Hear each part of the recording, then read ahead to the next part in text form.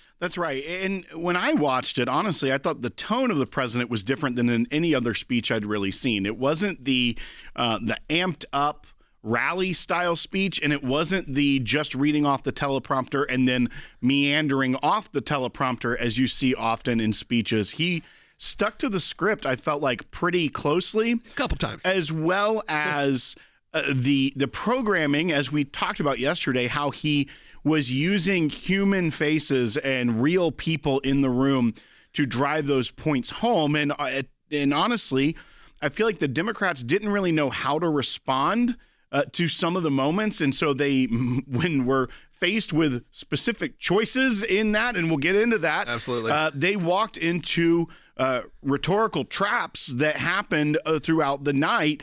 And I can't wait to play this one bite when we get back, because it just was a moment that you're going to see in every single midterm ad. Yeah. I just know it. I mean, it was obviously one of the moments, too, where you look out at the crowd and did notice that there were dozens of empty chairs. And you don't usually see that at the State of the Union.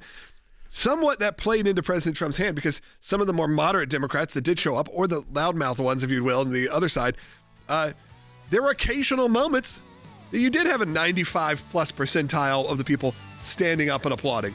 I don't think that would have even happened if you had a full house. I would point out that Congresswoman Cammack from Florida, who Jordan had that panel with, she sat on the Democrat side specifically so that she could stand up, and it looked like someone on their side is standing up. Okay. I would have done it because they don't have assigned seating? There was a lot more room to sit. Like, you could just have a lot of space. You're not crammed in. I need a safety because so seat. many people were not there. Will and I go to the movies together. Yeah. We're not. I mean, look how far we have between us right now. On purpose. When they said, how you want to do this set, I said, I need 6 feet between me and the next person. We need to be able to yell at each other to hear each other. Full wingspan. Right. Here's my arm. Full wingspan, double. There you go. All right, we'll be right back with more on Sekulow.